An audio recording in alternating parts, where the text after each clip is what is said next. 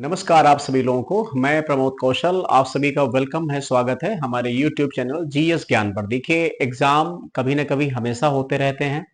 बस ये रहता है कि आपने किस में फॉर्म भर रखा है, आप किसकी प्रिपरेशन कर रहे हो ना, सबसे बड़ी खास बात ये रहती है। तो इसका बड़ा इंपॉर्टेंट हमको ये ध्यान देना है कि जैसे मान लीजिए केवीएस एनवीएस आ गया, उधर एलटी ग्रेड का चल रहा था, ठीक है। और हर विद्यार्थी कहीं ना कहीं किसी न किसी प्लेटफॉर्म से जुड़ा हुआ है जहां उसे बेहतर चीजें मिल रही, वो अपना वहां काम कर रहा है।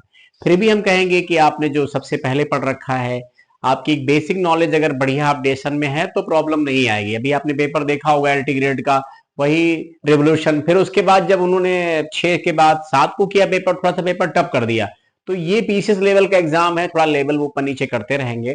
केवीएस एनवीएस भी बहुत आसान नहीं होने वाला है, लेकिन बहुत टफ भी नहीं होगा। ये नहीं कि मन में डर पाल लो कि सर मेरा क्या होगा। पढ़ा है, समझा है, चीजें मेहनत की है, तो रिजल्ट जरूर आपको कहीं ना कहीं मिलेगा। ठीक है, तो अभी यूपी जो है मतलब एसआई का भी फोकस है, और उस पर मैं भी प्रयासरत हूं कि वो कितना अपने विद्यार्थियों के अच्छा मैं कर सकूं। तो चलिए आइए बात करते हैं उसी मुहिम में।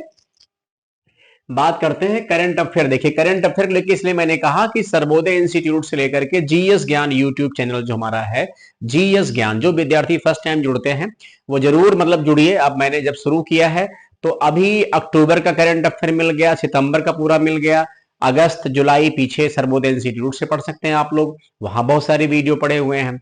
जीएस ज्ञान पे भी चूंकि ज्यादा वीडियो नहीं पड़े हुए, करंट अफेयर ही चल रहा है अभी, हिस्ट्री पॉलिटी के मतलब इकोनॉमी और जो जीएस के विषय होंगे उनको जब स्टार्ट करेंगे तो उनका फायदा होगा। तो एग्जाम कोई भी हो, कहीं से पढ़िए, कंटेंट के मामले में आपको कहीं कोई पॉइंट ऐसा नहीं मिलेगा।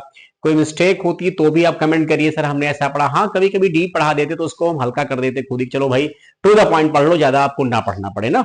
चलिए बात करते हैं करंट अफेयर नवंबर मंथ का। ये पूरा पूरा नवंबर मंथ का है, हमें लगता है क्लास 1 घंटे के अंतर्गत ही, 1 घंटे में अंदर ही खत्म हो जाएगी। 50 मिनट 40 मिनट बहुत होता है, तो हम ज्यादा लंबा खींचेंगे नहीं। चलिए करते हैं स्टार्ट। भारतीय नौसेना को देखिए, ये करंट अफेयर है, इसमें सब कुछ मिसलेनियस होता है, कहीं कोई पॉइंट इधर से कहीं मतलब उधर से, ये कोई विषय नहीं है, कोई टॉपिक नहीं, करंट अफेयर है। तो जो जहां से जिस दिन न्यूज आता है उसके अकॉर्डिंग हम सब लोग करंट अफेयर पढ़ा देते हैं। नया जो है मतलब युद्धपोत है जिसका नाम है तारागिरी। कई बार पूछते हैं तारागिरी क्या है ना। तो अंतरराष्ट्रीय समुद्री संगठन आईएमओ, ठीक है, की परिषद में भारत को फिर से मतलब चुना गया है। लंदन में हुई संगठन ना, इसका मतलब जो आईएमओ है इसका मुख्यालय कहां हो जाएगा, इसका जो हेडक्वार्टर है वो भी कहां हो जाएगा, लंदन हो जाएगा ना। तो संगठन की 34वीं बैठक हुई है। में इस मतलब चुनाव भारत को 169 में से 154 वोट मिले हैं, जो श्रेणी बी में सभी देशों में सबसे अधिक। भारत आईएमओ के उन 10 देशों में शामिल है जिनकी वैश्विक शिपिंग में अहम भूमिका है। इस श्रेणी के अन्य प्रमुख देशों में भी जर्मनी, फ्रांस, कनाडा, यूएई आदि शामिल हैं। इससे मतलब नहीं है, मेन इंपॉर्टेंट भारतीय नौसेना को नया जो है मतलब युद्धपोत यानी तारागिरी मतलब मिला हुआ है, और इंडिया भी फिर से उसका मेंबर जो है या उसको उसकी अध्यक्षता के तौर पर चुना गया है। चलिए अगले भी अपॉइंटमेंट है, ठीक है, नवंबर का है। तो नवंबर अभी हाल ही बीता है, दिसंबर तो चल ही रहा है। दिसंबर के क्या करेंगे हम, 4 सेगमेंट कर देंगे, वो भी न्यूज आपको कहीं ना कहीं मिलती रहेगी ना। तो भारत सरकार ने भारतीय राजस्व सेवा, जिसको आईआरएस कहा जाता है, इंडियन रेवेन्यू सर्विसेज होते हैं, ये सब यूपीएससी के थ्रू अलग अलग पोस्ट हैं, आईआरएस है, आईएफएस है, आईएएस है, आईपीएस है, के अधिकारी हैं विवेक चतुर्वेदी को केंद्रीय अप्रत्यक्ष कर और सीमा शुल्क बोर्ड, सीबीआईसी ना, central board excise and indirect and जो है कस्टम का चेयरमैन नियुक्त किया गया है। किसको, विवेक चतुर्वेदी को। इंपॉर्टेंट है अपॉइंटमेंट। प्रधानमंत्री नरेंद्र मोदी ने श्री राम की यानी प्रभु श्री राम की 77 फीट ऊंची कांस्य प्रतिमा का अनावरण किया है। कार्यक्रम श्री संस्थान गोकर्ण जीवोत्तम मठ के 550 वर्ष पूर्ण होने पर आयोजित मतलब किया गया है। प्रधानमंत्री देखिए, अभी हाल ही में क्वेश्चन कैसे पूछेगा कि प्रधानमंत्री नरेंद्र मोदी ने भगवान श्री राम की 77 फीट ऊंची प्रतिमा का अनावरण किस राज्य में किया या किस एरिया में किया, तो उसका आंसर गोवा है। बाकी जो बातें लिखी ये भी आपके काम की हैं। प्रधानमंत्री ने दक्षिणी गोवा स्थित मठ में दर्शन भी किए, और लोक निर्माण मंत्री दिगंबर कामत ने बताया कि प्रतिमा को स्टैच्यू ऑफ यूनिटी के शिल्पीकार जो है राम सुतार ने बनाया है, ये ध्यान रखेंगे। और उन्होंने दावा भी किया कि विश्व की सबसे ऊंची भगवान राम की प्रतिमा, 77 फीट बहुत हो गया ना, 7 मतलब 8 मंजिला कम से कम। पणजी मतलब गोवा कैपिटल है। पणजी में 56वें पणजी में 56वें अंतरराष्ट्रीय फिल्म महोत्सव का भव्य समापन हुआ। समारोह में सुपरस्टार रजनीकांत को सिनेमा में 50 साल पूरे होने पर लाइफ टाइम अचीवमेंट अवार्ड सम्मानित किया गया है। ये इंपॉर्टेंट क्वेश्चन है, आ सकता है कि भी हाल ही में 56वें अंतरराष्ट्रीय फिल्म महोत्सव में किस भारतीय कलाकार को इस प्रकार के अवार्ड से सम्मानित किया गया। ठीक है, वहीं वियतनाम की फिल्म स्किन ऑफ यूथ को सर्वश्रेष्ठ फिल्म का पुरस्कार मिला। तो ये दोनों बातें ध्यान रखेंगे, दोनों इंपॉर्टेंट है। केंद्र सरकार द्वारा लागू की गई नई श्रम संहिता में कर्मचारियों को बड़ी राहत दी गई है। इसके तहत अब किसी भी कर्मचारी की नौकरी छोड़ने, इस्तीफा देने या बर्खास्त होने की स्थिति में उसका पूरा भुगतान नियोक्ता कंपनी को सिर्फ 2 कार्य दिवसों में करना होगा। मतलब कहने का, किसी वजह से वो जॉब छोड़ता है, विद इन 2 वीक आपको पेमेंट करना होगा। ये 4 नए श्रम कानून बनाए हैं भारत सरकार ने ना। ये प्राविधान श्रम संहिता 2019 में जोड़ा गया। अभी तक कई कंपनियों में फुल एंड फाइनल सेटलमेंट में 30 से 45 दिन का समय अब लगता था, अब ऐसा नहीं होगा। ठीक है, छटनी होने पर 15 दिन की कौशल राशि अलग मिलेगी। सरकार ने 21 नवंबर 2025 से लागू किए गए श्रम संहिता में कर्मचारियों को बड़ी राहत दी है। नए नियमों के अनुसार नौकरी से हटाए गए कर्मचारियों को अनिवार्य मुआवजे के साथ 5 दिन की मजदूरी के बराबर एक अलग पुनः कौशल निधि भी मिलेगी। ये राशि नौकरी समाप्त होने के 45 दिनों के भीतर सीधे कर्मचारी के बैंक खाते में जमा की जाएगी। नौकरी से हटाने पर 48 घंटे के भीतर पूरा भुगतान जरूरी। मतलब जैसे नौकरी से आप अगर किसी बाहर करते हो किसी वजह से, तो आपको 2 दिन के अंदर उसका पूरा फाइनल सेटलमेंट करना पड़ेगा। ठीक है, नए नियम में कुछ और भी चीज शामिल हैं, जैसे आखिरी महीने का वेतन, बकाया छुट्टी का पैसा, अन्य भत्ते शामिल होंगे जो वेतन परिभाषा में आते हैं। इसमें देरी संभवतः ग्रेच्युटी, पीएफ के भुगतान की समय सीमा अलग हो सकती है क्योंकि इनके नियम अलग अलग होते हैं। ये बात हो गई ना। भारत सरकार जीडीपी अनुमान के लिए, ये मोस्ट इंपॉर्टेंट है। वो सारे श्रम कानून भी मोस्ट इंपॉर्टेंट है, ये मत समझिएगा कि नहीं इंपॉर्टेंट। भारत सरकार जीडीपी मतलब होता है ग्रॉस डोमेस्टिक प्रोडक्ट, हिंदी में बोलते हैं सकल घरेलू उत्पाद। अनुमान के लिए वित्त वर्ष 2022-23 को नया आधार वर्ष बनाएगी। देखिए, जैसे जीडीपी क्या है, इसको कैसे निकालते हैं, क्या करते हैं, ये सब आप पढ़िए इकोनॉमी में। वो कोई आपको 5 मिनट क्लास में समझा भी नहीं पाएगी जीडीपी क्या होती है। जो बात सही है वो सही है, फुल फॉर्म बता देगा, थोड़ा बहुत समझा देगा। सही से पढ़ना है तो अर्थव्यवस्था पढ़िए, उसमें मिलेगा आपको। नए अनुमान 27 तारीख 2026 को जारी किए जाने की मतलब योजना है। तो अभी जो हमारा जीडीपी का आधार वर्ष है, देखो जीडीपी का जो बेस ईयर है वो एक्चुअली में 2011-12 है। ठीक है, तो 11-12 की जगह अब क्या होगा, ये कंफर्म हो गया है। ये आप सबको याद कर लेना है। ये मोस्ट इंपॉर्टेंट क्वेश्चन है इकोनॉमी के लिहाज से। करंट अफेयर में तो आ ही सकता है हमेशा। ठीक, करंट अफेयर में कुछ भी संभव है। अगला क्वेश्चन क्या है, असम विधानसभा ने बहुविवाह पर प्रतिबंध लगाने वाले विधेयक को पारित कर दिया है। इसके बाद बहुविवाह को अब अपराध माना जाएगा और दोषी को 10 साल की सजा होगी। यदि किसी व्यक्ति ने एक से ज्यादा पत्नियों से विवाह किया या एक से ज्यादा उसकी बीबियां होंगी तो समस्या खड़ी होगी।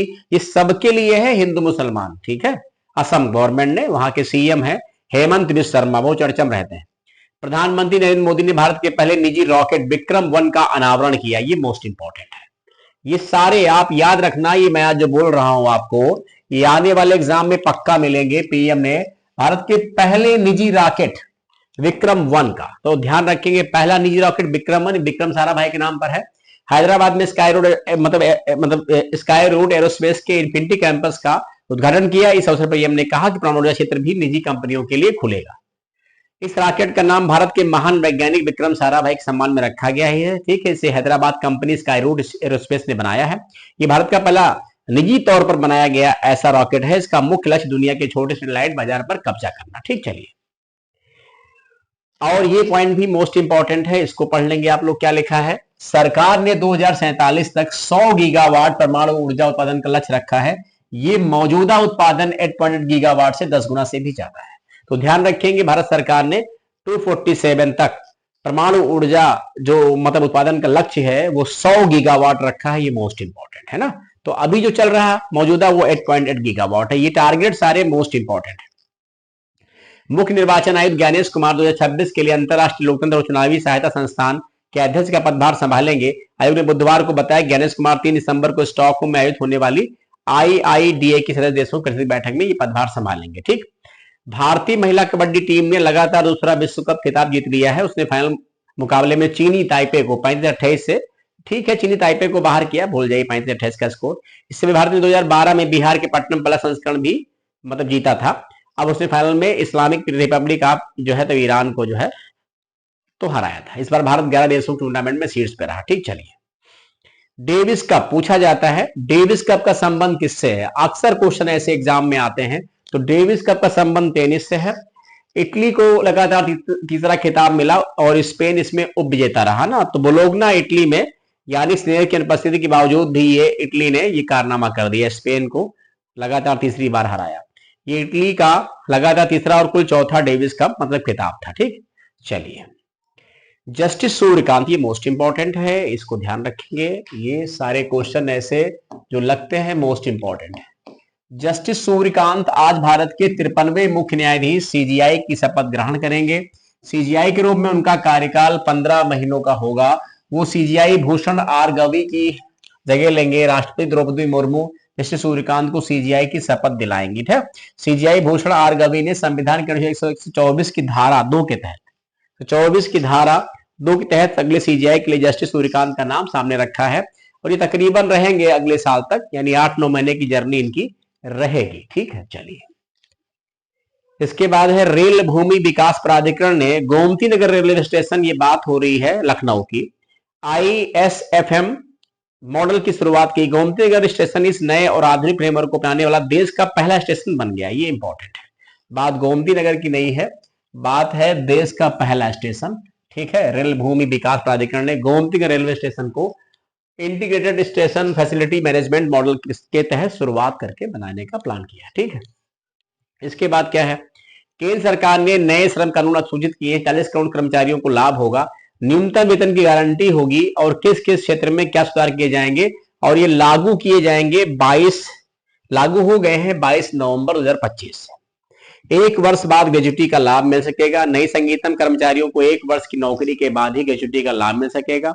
अब तक 5 वर्ष की नौकरी पूरी होने पर ही इसका लाभ मिलता था, लेकिन अब इसको नौकरी छोड़ने पर मिलने वाली एकमुश्त राशि होती है। पहली बार गिग वर्कर यानी जो अस्थायी कर्मचारी होते हैं, मैंने इसको समझा रखा है। गिग वर्कर जैसे जोमेटो स्विगी आदि में जो काम करते हैं। ठीक है, महिला कर्मचारियों की कुछ फायदे हैं, बराबर वेतन मिलेगा, परिवार की परिभाषा बढ़ाना, सुरक्षा नियम अनुसार नाइट शिफ्ट में भी काम कर सकेंगी। गिग वर्कर पहली बार कानूनी पहचान एग्रीगेटर अपने वेलफेयर फंड में टर्नओवर का 1 से 2% हिस्सा देंगे। शोषण रोकने के लिए जरूरी न्यूनतम वेतन, नियुक्ति पत्र और छुट्टी के दौरान वेतन मिलेगा। आईटी कर्मचारी हर महीने की 7 तारीख तक सैलरी जरूर मिलना है। शिकायत का समाधान, बराबर वेतन, महिलाओं के लिए नाइट शिफ्ट के मौके।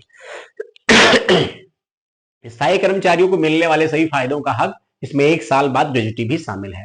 केंद्र सरकार ने नए श्रम कानून लागू कर दिए। इन नए नियमों में न्यूनतम मजदूरी गारंटी, नौकरी के 1 वर्ष बाद ही ग्रेजुटी का लाभ, महिला कामगारों के लिए समान वेतन और समान की गारंटी जैसे प्रमुख प्रावधान शामिल है। सरकार ने 29 मौजूदा श्रम कानूनों को बाहर करके, ठीक है, कुछ 3-4 जो है मतलब नए बनाए, जिसमें 40 करोड़ श्रमिकों को राहत मिलेगी ना। चलिए, मैंने पहले भी ये पढ़ा रखा है। ऐतिहासिक मतलब निर्णय है केंद्रीय मंत्री मनसुख मांडविया, ये श्रम और रोजगार मंत्री है, ध्यान रखेंगे, श्रम और रोजगार मंत्री केंद्र सरकार मनसुख मांडविया। ठीक है, तो ये 4 जो कानून बने हैं, इनको मैंने पहले भी कहा मोस्ट इंपॉर्टेंट है। एक वेतन संहिता 2019 है, औद्योगिक संबंध संहिता 2020 है, सामाजिक सुरक्षा संहिता 2020 है, व्यवसायिक सुरक्षा स्वास्थ्य कार्यदक्षता संहिता 2020 है। और ये कब से लागू हुए हैं? 22 नवंबर 2025। ये नहीं भूलेंगे आप लोग ना, बहुत बढ़िया है, ये सारे पढ़ लीजिएगा आप लोग। चिली की पूर्व राष्ट्रपति, मोस्ट इंपॉर्टेंट क्वेश्चन है, मोस्ट इंपॉर्टेंट। चिली की पूर्व राष्ट्रपति मिशेल बाचेलेट को शांति, निशस्त्रीकरण और विकास के लिए इंदिरा गांधी पुरस्कार सम्मानित किया गया है। ये पुरस्कार इंदिरा गांधी स्मारक ट्रस्ट द्वारा दिया जाता है। ट्रस्ट के अध्यक्ष व वरिष्ठ कांग्रेस नेता सोनिया गांधी जी हैं। ठीक है, प्राइज मनी 25 लाख होता है। ये प्राइस 1986 से दिया जा रहा है ना, समझ गए, इंपॉर्टेंट है चिली के राष्ट्रपति को।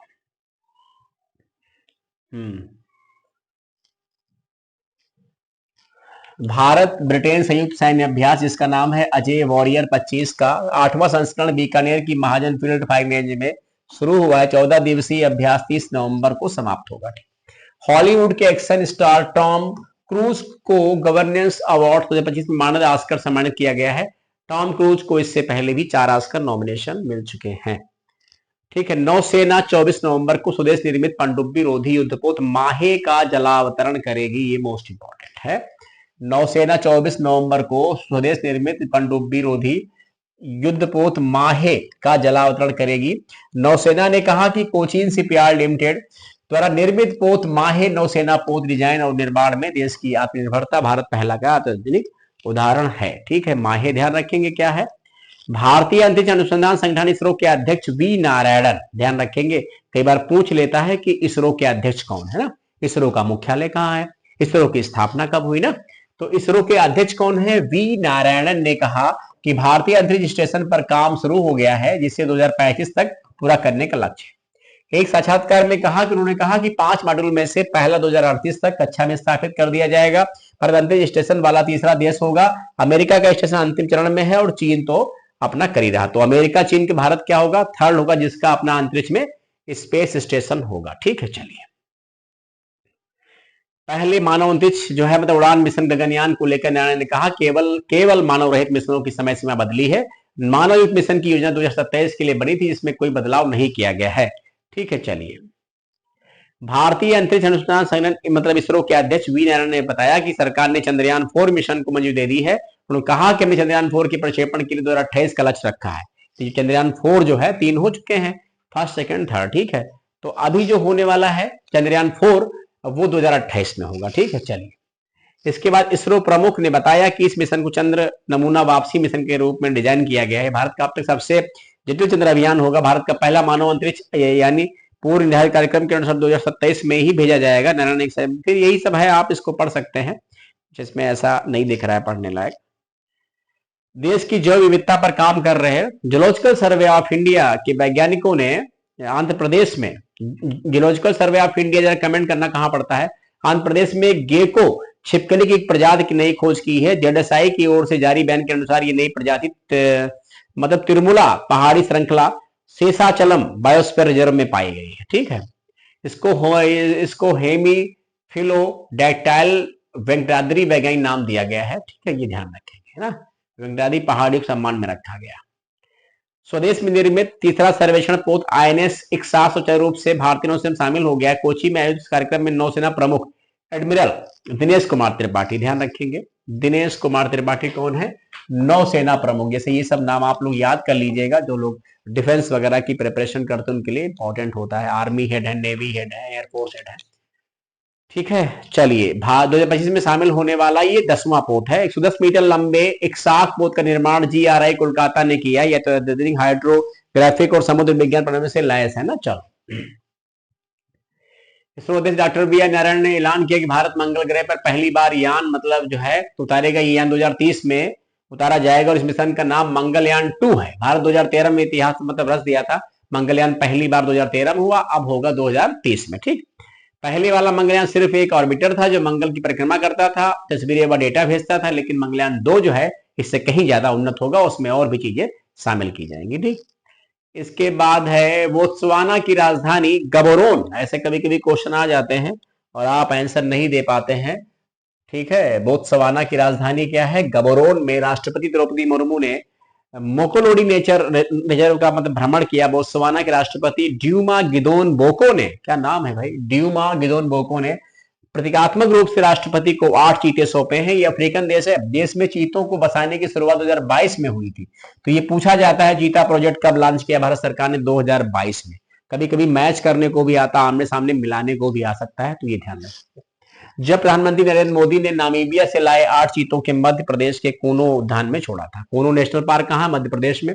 भारतीय रिजर्व बैंक ने सोने के साथ साथ चांदी को गिरवी रखकर ऋण लेने की मंजूरी दे दी है।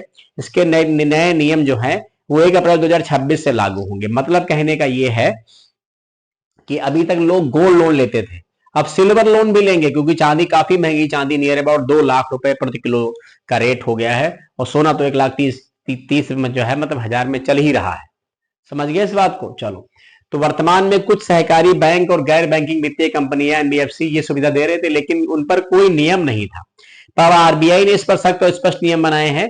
इसके बाद सभी वाणिज्यिक, सहकारी, ग्रामीण क्षेत्रीय बैंक समेत स्मॉल फाइनेंस बैंक भी चांदी के बदले ऋण दे सकेंगे। आरबीआई ने यह भी स्पष्ट किया है कि ऋण केवल चांदी, गहनों या सिक्कों को गिरवी रखने पर ही मिलेगा।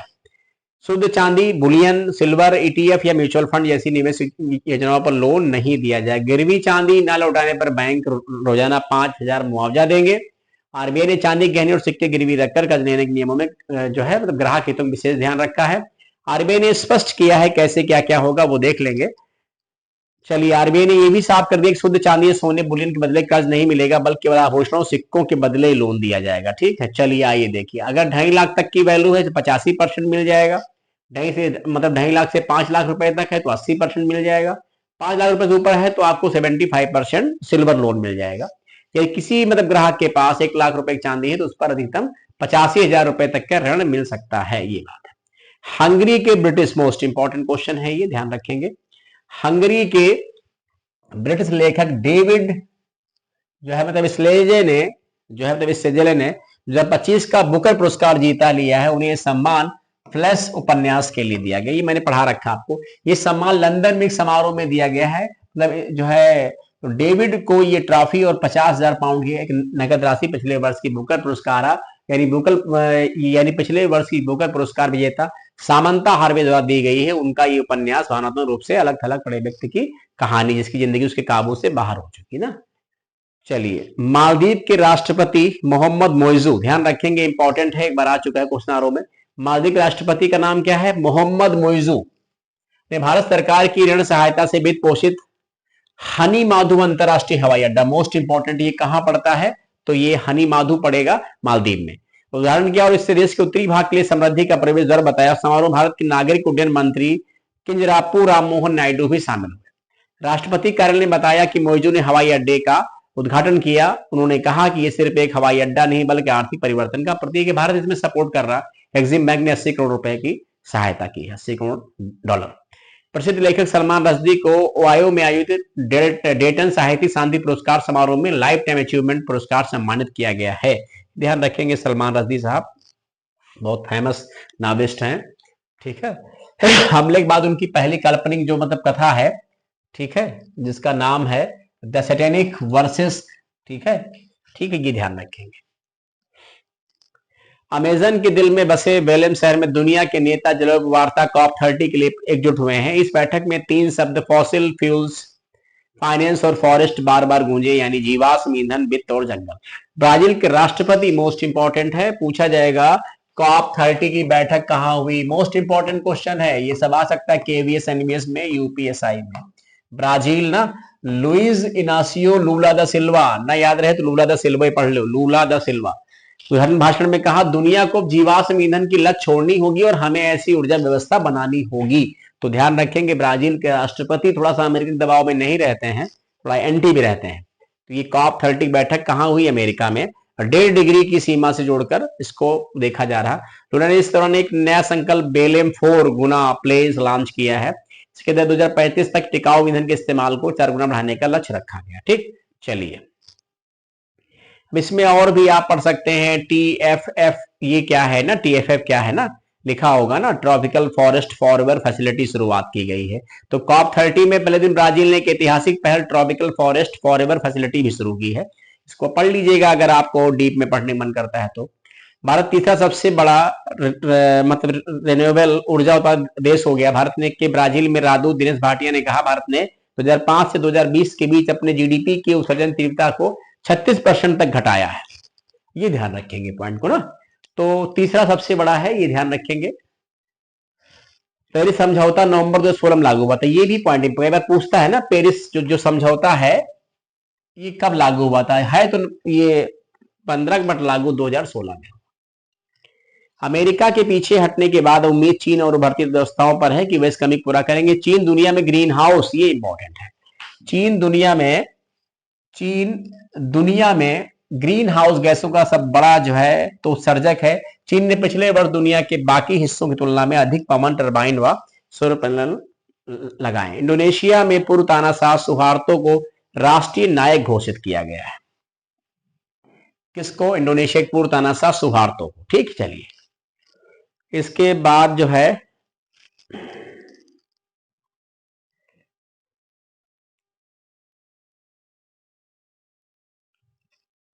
विश्व के खुशहाल शहरों में मुंबई 5वें स्थान पर जगह बनाने में सफल रहा है, जबकि शीर्ष पर यूएई का अबू धाबी शहर है। कोलंबिया का मेडेलिन दूसरे, दक्षिण अफ्रीका का केप टाउन तीसरे पायदान पर, हालांकि 10वें स्थान पर ऑस्ट्रेलिया का मेलबर्न शहर है। मुंबई इस साल का इसी सबसे खुशहाल शहर बना है, ये ध्यान रखिए। चीन के दो शहर बीजिंग और शंघाई दूसरे व तीसरे स्थान पर है।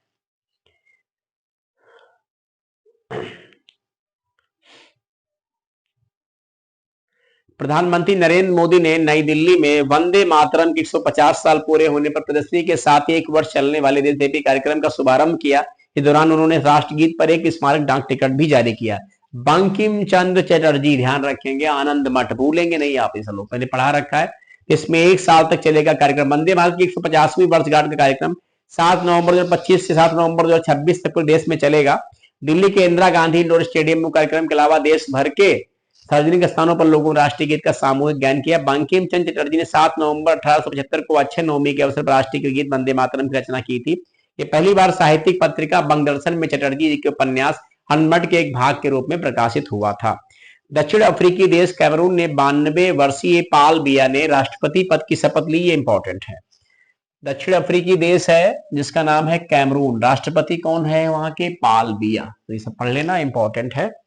इसरो और अमेरिकी अंतरिक्ष मतलब एजेंसी नासा द्वारा ना एक इसरो अपनी स्पेस मतलब एजेंसी है, नासा जो है अमेरिका की है, यूरोपियन वाली तो मतलब यूरोप की है, यूरोपियन स्पेस जो है तो एजेंसी ईएसए।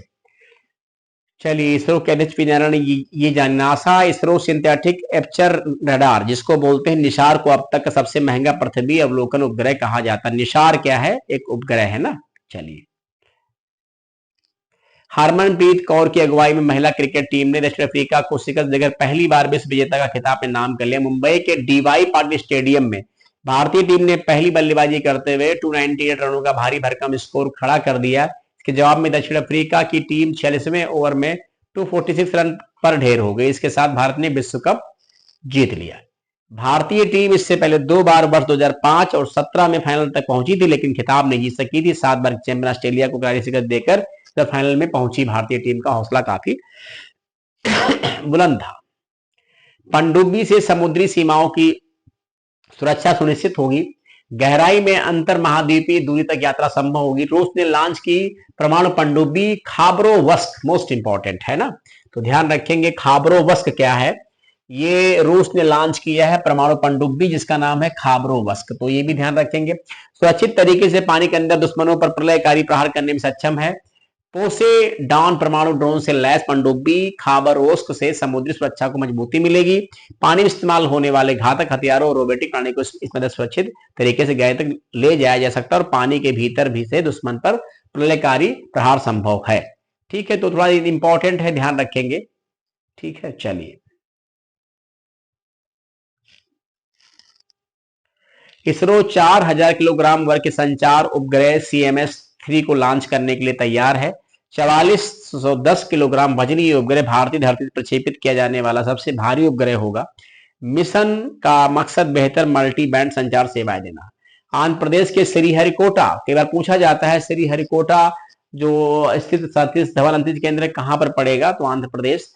LMV-3 बाहुबली का प्रक्षेपण किया। इसका शॉर्ट नेम बाहुबली, LMV-3 या बाहुबली कहते, बोल देंगे भी क्या लिखा फुल फॉर्म है। खराब मौसम, तेज हवाओं के बावजूद इसरो के LVM-3 MF5 रॉकेट बाहुबली से श्रीहरिकोटा ने सफल उड़ान भरी है। ठीक है, आइए, बाहुबली ने सबसे भारी उपग्रह में पहुंचाया है। इसरो ने इतिहास रच दिया। बाहुबली रॉकेट LVM-3 M5 ने भारत की धरती से अब तक का सबसे भारी संचार उपग्रह CMS-3 को सफलतापूर्वक उसकी निर्धारित कक्षा में स्थापित कर दिया। तो ये दो बातें ध्यान रखेंगे। बाहुबली रॉकेट का नाम है LVM-3 M5 ने भारत के अब तक सबसे भारी संचार उपग्रह CMS-3, दोनों नाम ध्यान रखें। इस रॉकेट को वैज्ञानिकों ने इसकी भार उठाने क्षमता के कारण बाहुबली नाम दिया है। इसने कहा कि 4410 किलोग्राम वजनी उपग्रह जियो सिंक्रोनस ट्रांसफर ऑर्बिट GTO में स्थापित किया गया। अब ये थोड़ा लिख दिया मैंने इंग्लिश में। LVM-3 क्या है? Launch vehicle mark 3 which is ISRO's Indian Space Research Organization most powerful 3-stage heavy lift rocket previously known as GSLV MK3। ठीक है, can launch around 4000 kg to geo stationary transfer orbit GTO and up to 8000 kg to low Earth orbit LEO, launched by LVM-3M5, India's most powerful rocket का नाम है LVM-3M5 on November 2, 2025 from Sriharikota. CMS stands for Communication Satellite 3. CMS नहीं भूलेंगे, an advance indigenous build multi-brand satellite. ठीक है, दोनों नहीं भूलेंगे। रॉकेट क्या है, रॉकेट का नाम क्या है और सैटेलाइट का नाम क्या है, ये 2 नवंबर की बात है ना। तो मतलब कहने का हमने 30 नवंबर से स्टार्ट किया था और हम तकरीबन 2 नवंबर 1 नवंबर तक आ गए। कभी कभी हर दिन न्यूज नहीं होती है, ये भी होता है, लेकिन फिर भी 1 महीने का न्यूज हमने मिला के पढ़ा, क्योंकि मेरे पास समय नहीं था ज्यादा। अब दिसंबर का न्यूज क्या है, आपको वीकली मिल जाएगा। तो 1 महीने में 4 आपको वीडियो करंट अफेयर के मिलेंगे। बाकी हम जीएस में, दूसरे विषयों में और आपको हम क्या क्या नॉलेज, क्या क्या सपोर्ट दे सकते हैं, इन सब में आप लोग हमारा भी साथ दीजिए, पढ़ते रहिए, जुड़ते रहिए। कोई भी ज्ञान की चीज आपके लिए बेकार नहीं होती बच्चा। जो कोर्स कर रहे हैं, जो पढ़ाई कर रहे हैं, हमने बहुतों को देखा है, double MA, double MEd, BEd, BTC, पता नहीं क्या क्या कर रखा है। आज भी वो सिलेक्शन नहीं पाए, आज भी वो परेशान, आज भी यहाँ वहां भटक रहे हैं। कहीं ना कहीं सही गाइडेंस नहीं मिला, सही न सही आपको मास्टर नहीं मिले, जिसकी वजह से आपको ये दर्द झेलना पड़ रहा।